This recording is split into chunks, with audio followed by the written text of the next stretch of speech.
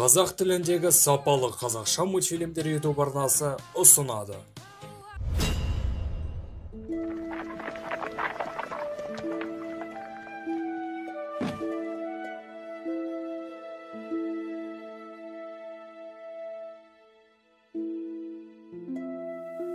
Ассалаумағалейкум, ұстаз. Уағалейкум ассалам, бауырларым. Төрлетіңдер.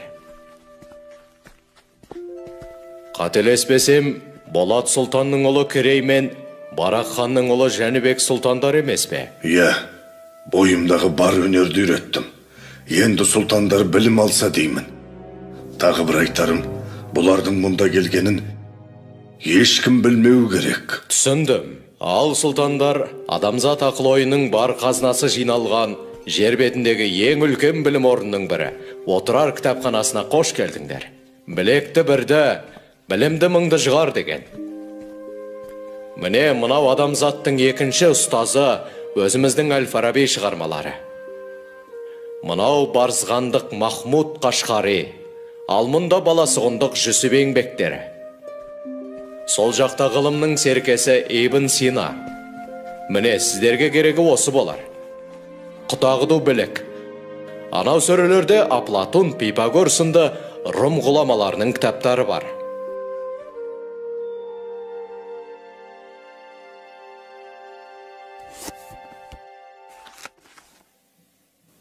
Иә, бұл шығыстың шайыры Омар Хайям. Бірақ бұл кітапты оқу саған әлі ертелеу болады. Мұнау не өзі? Дәл қазір сен әлемдегі тепе-теңдікті бұздың. Аспан әлемі туралы Ұлықбектің еңбектерін оқсаңдар, бәрінде түсінесіңдер. Ал жерге жақындап келе жатқан құйрықты жұлдыздың бетін қайтару туралы бұл кітаптарда ештеңе жазылмаған ба?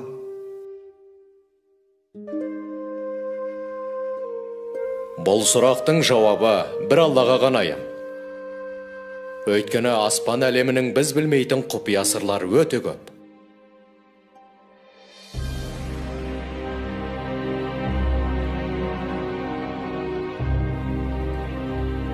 Айтқаныңды орындадым, әміршім.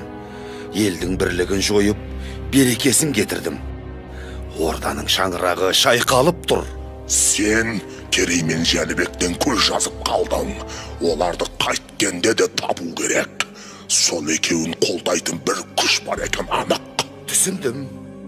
Жер астына кіріп кетсе де табамын.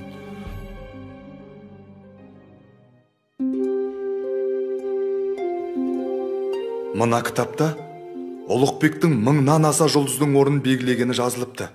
Және ол Әбу Насыр Әл-Фараби бабамыздың еңбегіне көп сүйенген екен. Ол кісілерде көп ғылымды игеру қайда?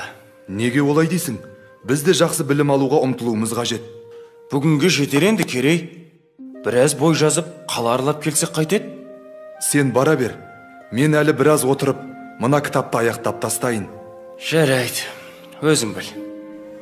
Мен барып қаламен танысып қайтайын.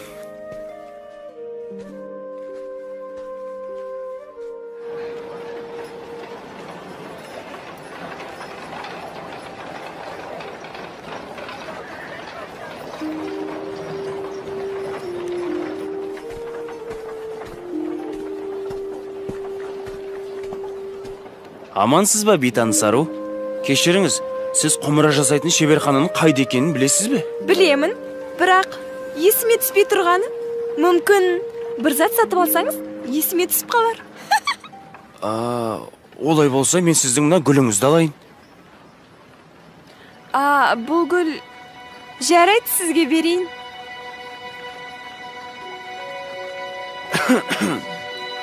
Иә, есіме түсті.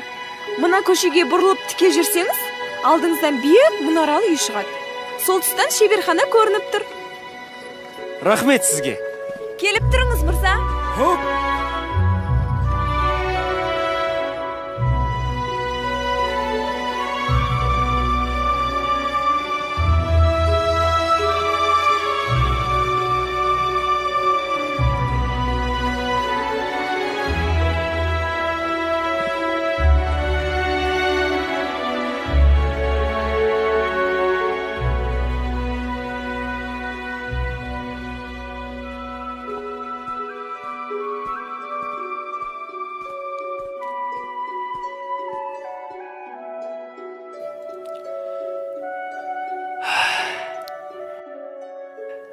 Айша?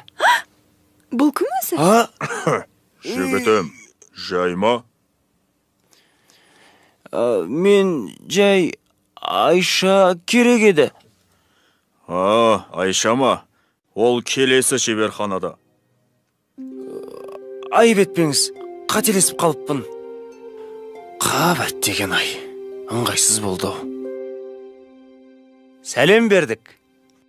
Қазір, күте тұрыңыз. Мен жаңа ою үлгісін жасап жатырмын. Былай, енді былай. Міне, дайын болды. Айша, мен... Әкеліңіз.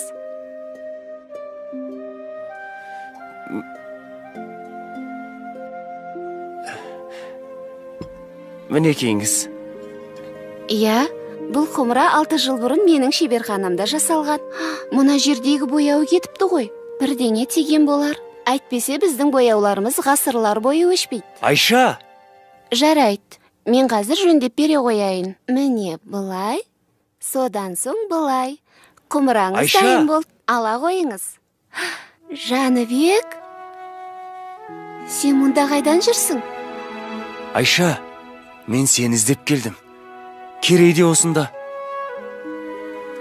Мені? Қызық екен. Ал сенің өрнегің әдемі екен. Мен де жасап көрейінші. Қолыңнан келсе көр. Несі бар? Мен жақында ғана кітаптан оқыдым. Біздің жерімізге келген бір саяхатшы өнерімізге қатты қызыққан екен. Аты Мақұрым Полат екен. Марко Поло шығар. Солай болар. Міне Айша, дайын. О, шабытпен салынғаны көрініп тұр. Рас айтасың ба? Жоқ, ойнап айтам.